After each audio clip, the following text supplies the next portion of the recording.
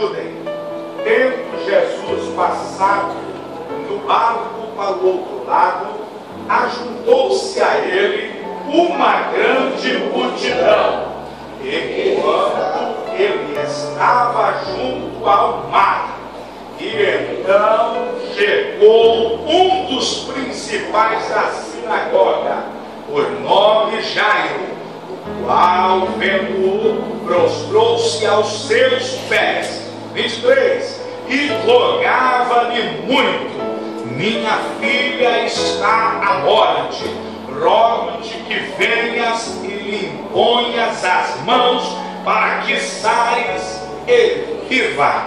Evangelho de Mateus, capítulo 7, verso de número 7 e 8.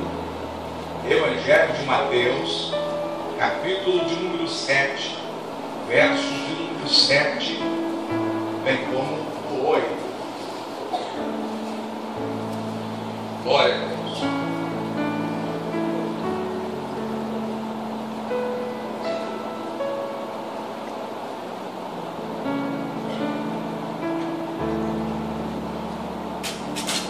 Pedi e dar-se-vos-á, buscai e encontrareis, batei e abrir-se-vos-á, porque aquele que pede recebe, que busca encontrará, e ao que bate,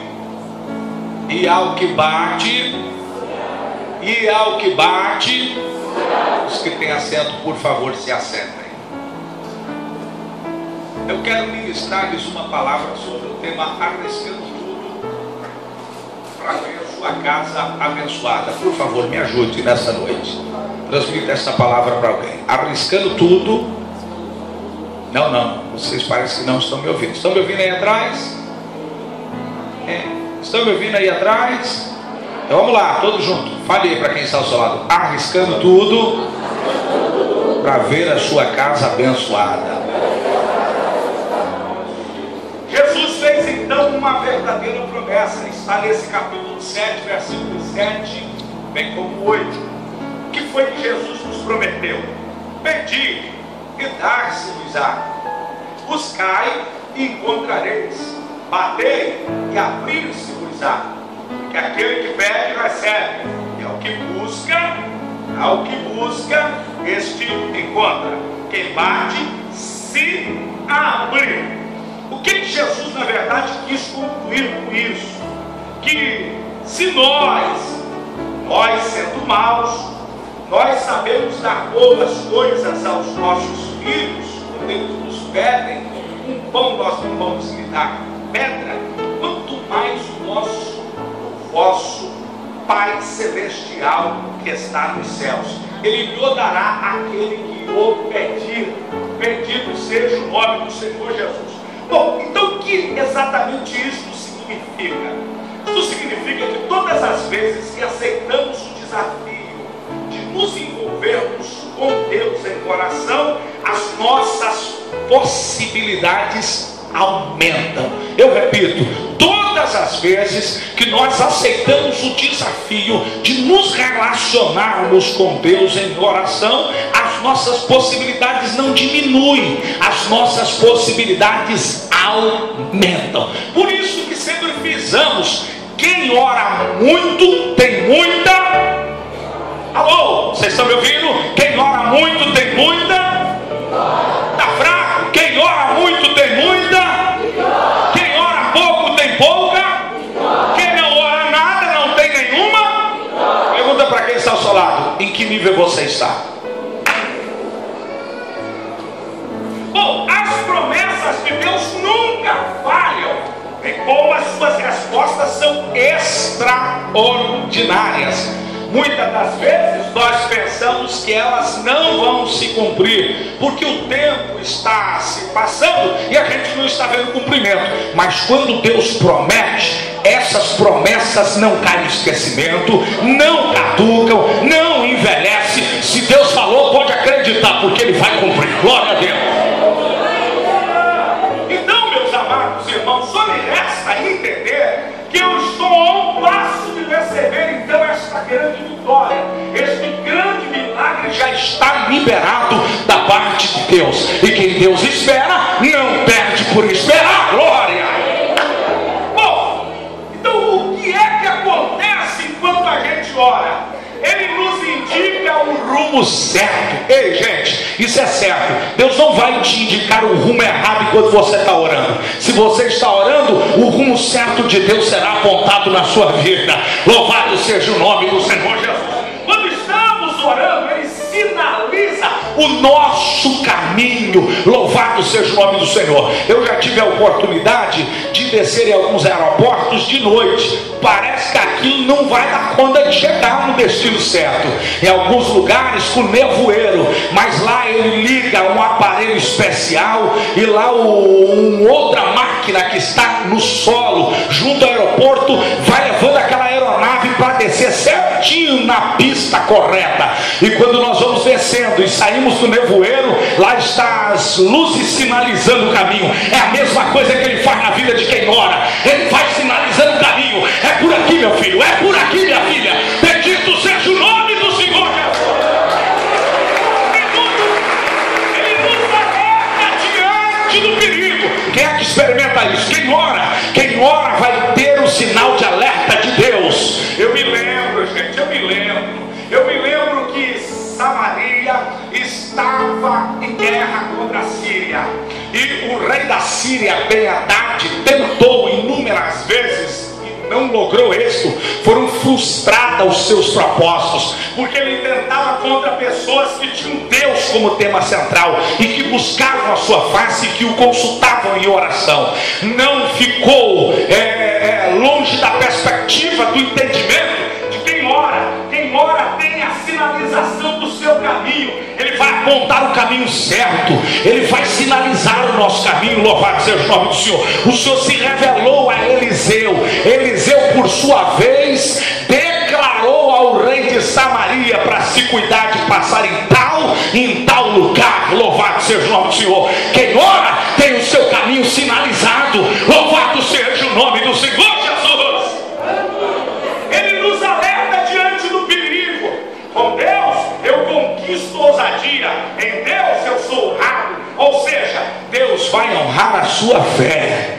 Se tem oração, tem resposta. Se tem oração, tem vitória. Se tem oração, tem milagre. Se tem oração, tem porta aberta. Se tem oração, tem cura. Se tem oração, tem bênçãos. Se tem oração, o inimigo cai. Se tem oração, o crente triunfa. Glória! Aleluia! Então vejamos o que a história aprende desse chamado personagem Jairo tem para me oferecer e te oferecer. Inicialmente eu preciso dar-lhes um breve relato que Jairo não era simples e puramente uma pessoa comum em seus dias. Era uma pessoa altamente privilegiada. Esse privilégio foi alcançado. O cargo que ele exercia de chefe das sinagogas em Samaria, em Cafarnaum, era um cargo indicado pelo sumo sacerdote. Esse, por sua vez, seguramente que se compreende de sua história, ele optou, ele desejou, ele sonhou com esta posição durante muito tempo, e ele alcançou. José chega a dizer que ele não era um homem de idade avançada, era um homem de meia idade, 50 anos de idade, quando ele gozou do privilégio de alcançar esta alta posição. Na sua vida, parece-me, do que se sabe, do pouco que se sabe, que ele pouco tempo tinha para o desenvolvimento de realizar aquele sonho pessoal de qualquer judeu, que era ter filhos. A sua filha tinha pouca idade, não tinha muita idade, era uma menina de 12 anos aproximadamente. Calcule um cara de 50, uma menina de 12 anos, com quantos anos ele foi ter filhos? Em função das próprias atividades que ele exercia, o fato de ter filhos, de propagar, de crescer a sua família, foi ficando para trás, porque o seu maior projeto, o seu maior desejo, o seu maior sonho era realizar esse desejo de estar entre os que lideravam as sinagogas. Era um homem, por sua vez, respeitado, era um homem cumpridor de todos os seus deveres, do ponto de vista religioso dos dias que ele viveu. Ele era um indivíduo respeitado por isso. Em função disso, ele galgou uma posição. Porém, algo veio interromper. Um momento difícil veio interromper. Um momento adverso veio interromper esse processo de felicidade que Jairo havia alcançado. E o que é que ele faz diante das fatalidades? O que é que ele exerce diante das fatalidades? Qual é a sua postura diante das dificuldades? Em primeiro lugar, quer anotar aí? Põe aí. Ele não deixou que o fatalismo roubasse as suas forças. O fatalismo chegou para ele e chega na vida de qualquer pessoa. Eu disse de manhã, eu gostaria de ter no meu esboçado uma mensagem que pudesse isentar os cristãos, os justos, de passar por momentos tempestuosos, de passar por momentos de perda, de passar por momentos de portas fechadas, de não ser mais um desempregado na fila dos desempregados. Eu gostaria de ter uma mensagem dessa, de que o justo nunca vai ficar doente, de que ele nunca vai viver um momento de aperto financeiro. Eu gostaria de ter uma mensagem dessa, de dizer que todos os seus parentes vão para o céu. Eu gostaria de ter uma mensagem que confirmasse isso. Porém, meus irmãos, fatalidades faz parte da vida e acontece na casa do justo e do injusto. Agora, o dilema é esse: o que fazer na hora que essa adversidade chega? Aprenda com Jairo. Ele não deixa a fatalidade roubar as suas forças. Ele vai para frente, ele reage, ele assume uma postura altamente agressiva diante das adversidades. Glória a Deus. O que fazer? Ele não deixa que o fatalismo roube suas forças. Ele não fica paralisado. Ele não ficou culpando Deus e as pessoas. Ele não simplesmente ficou lá na sua vida pegando a mãozinha dela, como se isso fosse resolver o problema. Aprende com ele, meus irmãos. Ele não fica encapulhado, ele não fica depressivo, ele não se lança à sorte, ele não deixa a fatalidade roubar as suas forças. Louvado seja o nome do Senhor. Vivemos em dias que, diante das fatalidades da vida, quantas pessoas ficam culpando Deus, ficam culpando as pessoas. Eu só estou assim por causa de fulano. Meu irmão, toma jeito no nome de Jesus Cristo. Tem uma saída para isso. Pare, não fique culpando ninguém. Reaja, encara essa situação, porque Deus que deu vitória já vai dar para a sua vida também. Glória. Segundo lugar, ele teve que reformular todos os seus padrões religiosos, gente. Ele, de acordo com o que se conhece da história, comumente como a maioria esmagadora nos seus dias, alimentou uma certa hostilidade, alimentou um certo bloqueio contra Cristo e seus ensinos. Ele alimentou, irmãos, uma ação, uma atitude altamente ofensiva à prática do Evangelho. No entanto, gente, ele teve que reformular os seus padrões religiosos, ele teve que mudar. E eu fico olhando, irmãos, que muitas das vezes nós ficamos paralisados, nós ficamos estagnados, nós ficamos inclusive se achando, pensando que nós somos os melhores e que Deus tem que parar para nos dar atenção, porque senão a gente faz biquinho. Eu olho para ele, eu não vejo um indivíduo estagnado, eu não vejo um indivíduo paralisado, eu não vejo um indivíduo se achando. E olha que ele tinha uma posição social altamente elevada, ele gozava de um privilégio inigualável, mas ele não fica se achando. Ele faz uma reformulação dos seus padrões religiosos. Ele diz: eu estou equivocado e eu preciso ir atrás da minha vitória. Bendito seja o nome do Senhor Jesus. Quantas são as vezes que ficamos prisioneiros de nossas técnicas, nossos conhecimentos, e não deixamos Deus nos levar à senda do milagre que Ele tem para as nossas vidas. Louvado seja o nome do Senhor. Eu vim aqui em nome de Jesus, com o coração aberto, dizer para os senhores e para as senhoras que, se for necessário reformular alguma coisa na sua vida para ver a bênção de Deus dentro da sua casa, dentro da sua família, dentro da sua história, trate de fazer. Experimente o milagre que Deus tem para fazer na sua vida. Glória.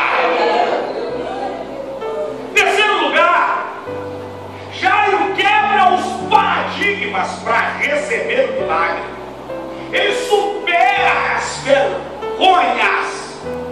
Ele supera as suas vergonhas. Pense comigo.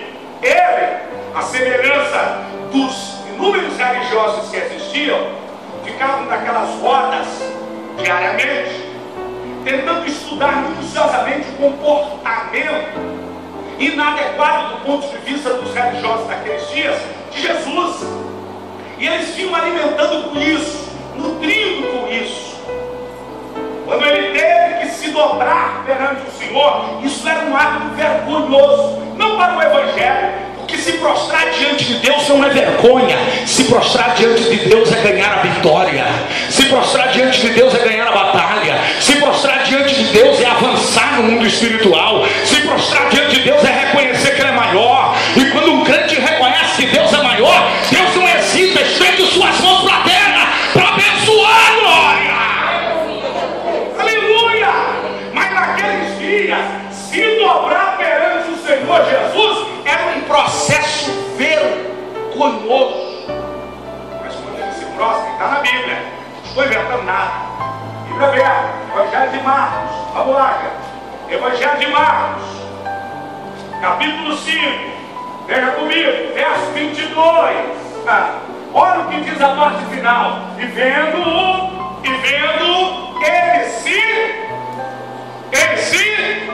alô, vocês estão comigo? Alô, eu quero ouvir. Ele se prostrou, quer dizer, ele dobra os joelhos, e ele implora, ele intercede, ele pede, por favor, minha filha está horrivelmente doente, fala em casa, peço-te que tu imponhas as tuas mãos sobre ela e tu cures a minha pequena menina. Louvado seja o nome do Senhor. E com isso em mente, já está me ensinando que para alcançar essa bênção sobre a minha casa, vale a pena arriscar tudo. Quando ele se dobra, ele está assumindo uma postura de quem quebra os paradigmas alimentados por ele mesmo. Esses paradigmas da religião, esses paradigmas, irmãos, desses conceitos religiosos dos judeus da época. Ele se envergonha, ou ele supera as suas vergonhas, porque quando se dobra, é porque ele já tem consciente na sua mente que ele está sarado desse conceito que seria vergonhoso. Ele assume isso, ele vai contra tudo aquilo que ele alimentou em uma vida inteira. Ele desapega-se daquilo que ele idealizou para a sua vida, para ver a sua casa abençoada. Será que eu não estou me dirigindo a alguém aqui nessa noite que está precisando se desapegar de alguma coisa para ver a bênção de Deus voltar na sua casa? Será que eu não estou me dirigindo a alguém aqui nessa noite que está precisando, irmãos, assumir uma postura de quem quebra os paradigmas para ver a bênção de Deus novamente raiar sobre a sua vida? Louvado seja o nome do Senhor. Cara, assume isso. Ele quebra. As pessoas ficam envergonhadas, se sentem intimidadas. Em alguns casos mais remotos, dizem que não há nem necessidade de expressar absolutamente nada. Eles dizem o seguinte: Deus conhece meu coração, eu não devo nada para ninguém. Não é isso que a Bíblia diz. A Bíblia diz que eu devo muito para os outros. E se as pessoas se escandalizarem com o meu comportamento, que para mim está adequado, eu tenho que mudar ele, pelo menos na presença daqueles que se escandalizam, para não os escandalizar, para que a minha vida não seja pedra de tropeço para o crescimento de alguém. Quando eu penso em quebrar paradigmas, eu estou pensando em mudança direta, pessoal. As pessoas dizem: eu sou assim mesmo, ninguém me muda. Não é essa a proposta do Evangelho. A proposta do Evangelho é mudar quem quer que seja. Louvado seja o nome do Senhor. Você pode vir do jeito que você está, mas você não pode ficar do jeito que você está. Não vá pensar que Deus te ama acima de qualquer coisa. Deus te ama independente de qualquer coisa.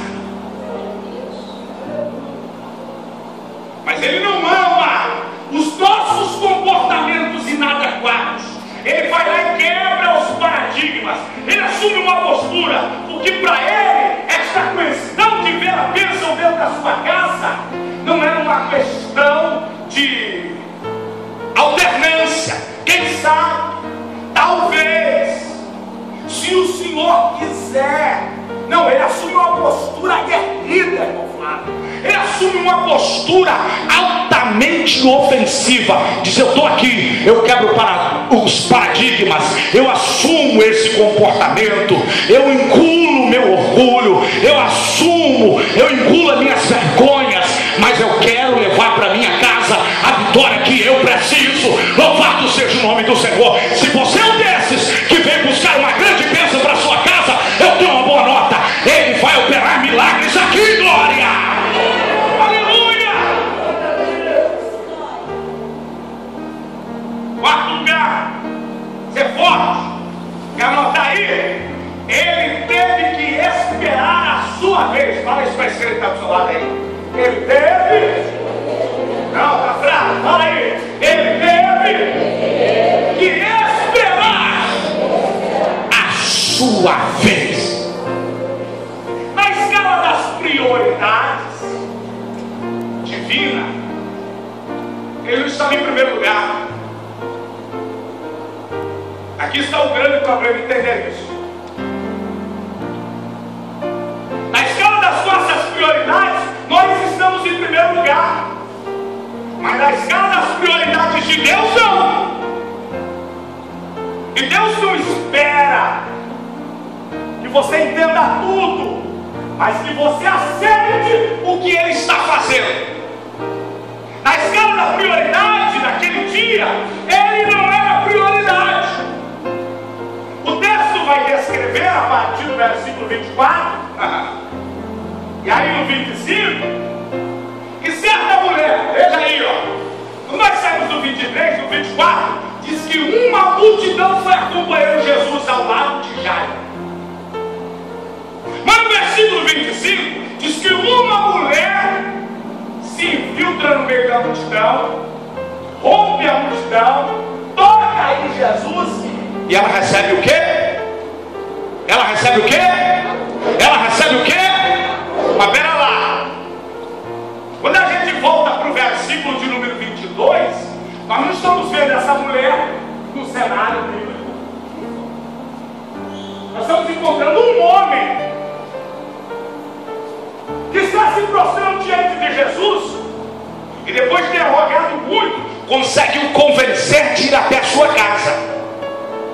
E lá, de mãozinhas dadas por Jesus, ao longo do caminho, uma multidão, uma mulher se infiltra no meio dessa multidão, toca na orla do vestido do mestre, imediatamente ela é? Alô, ela é? Eu preciso entender isso aqui. Eu preciso compreender isso aqui, se pretendo receber milagre. Na escala das prioridades divinas, nem sempre eu apareço em primeiro lugar. E por vezes, quando não entendo isso, eu fico fazendo juízo de valor precipitado. Fulano acabou de chegar ontem, recebeu um milagre, passou à minha frente. Meu irmão, quem foi que te disse que ele está na sua frente? Nós estamos numa fila, e nessa fila você é exclusivo. Você tem uma senha. É só quando a sua senha é chamada. Bendito seja o nome do Senhor Jesus. Eu tenho uma boa notícia. Eu não sei qual é a senha que ele vai chamar aqui, mas ele está chamando algumas senhas. Ele está chamando algumas senhas.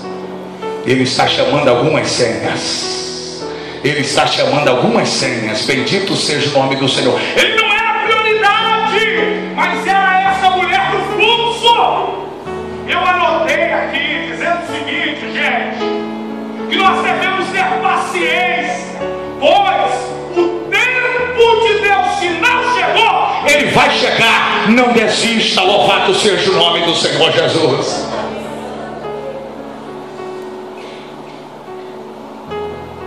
Mas Jairo teve que ser um homem de uma fé firme e inabalável.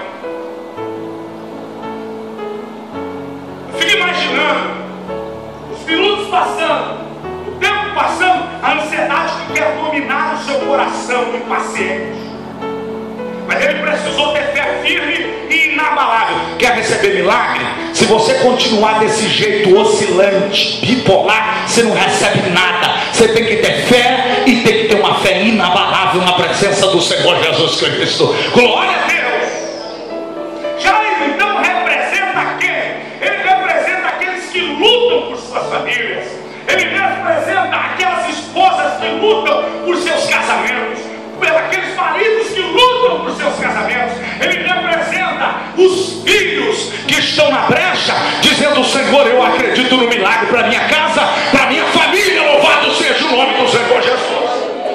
Jairo representa o não desmaio, ele representa o não sucumbir, ele representa a certeza no meio do caos, ele representa a alegria no meio da tristeza. Louvado seja o nome do Senhor Jesus Cristo.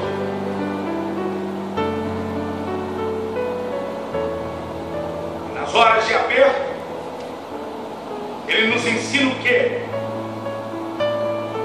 Nas horas de aperto, ele nos ensina a ouvir a melhor mensagem. Diga para quem está ao seu lado: não temas. Não temas. Crê somente. Ele nos ensina a ouvir a melhor mensagem. Quem tem que fazer a seleção, a escolha, somos nós. No meio do caminho, chegaram para ele e disseram o seguinte: Ei, vem comigo, versículo 50. Olha só, olha o 50.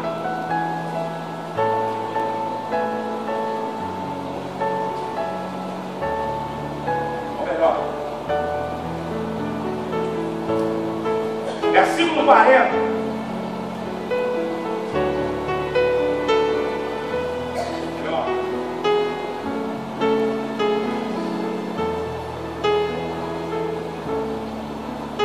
Versículo de número 35.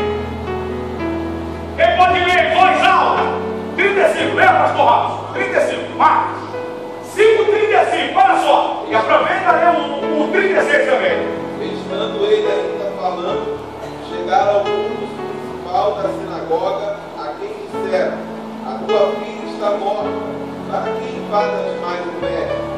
E Jesus, tendo ouvido essas palavras, disse ao principal da sinagoga: não temos, crede somente. Ele nos ensina o que, gente? A ouvir o que? A melhor mensagem. Dá uma olhada para quem está ao seu lado. Diga: você tem que aprender com Jairo a ouvir a melhor mensagem. Qual foi a palavra de Jesus para ele? Não temas. Qual foi a mensagem dos duvidosos? A tua filha está morta. Por que é que tu incomodas o mestre? Meu irmão, aí a pergunta é essa: a quem é que você está ouvindo?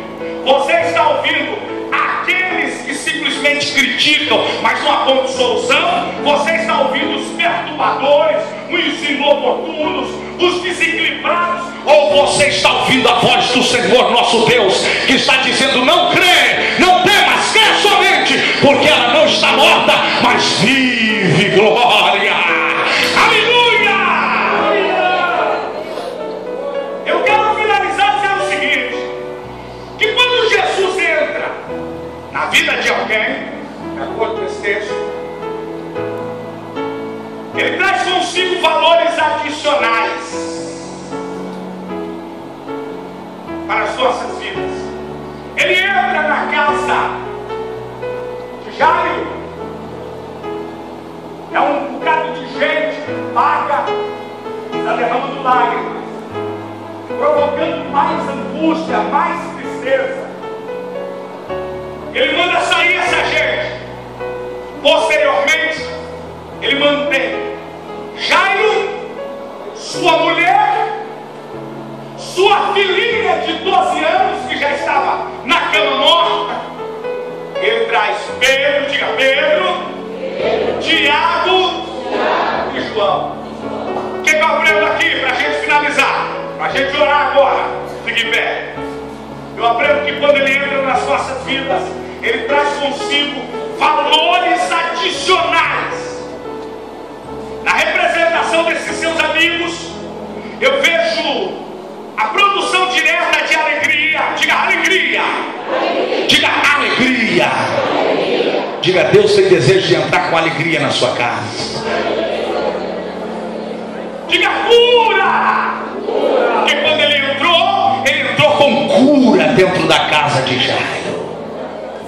O que está precisando ser curado? Amor. Diga amor.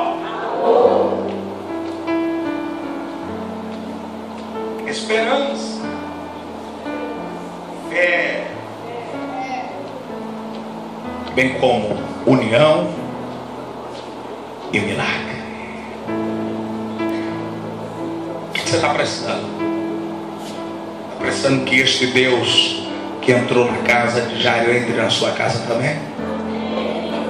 Acerte o que está fora dos seus devidos lugares, colocando eles no seu devido lugar.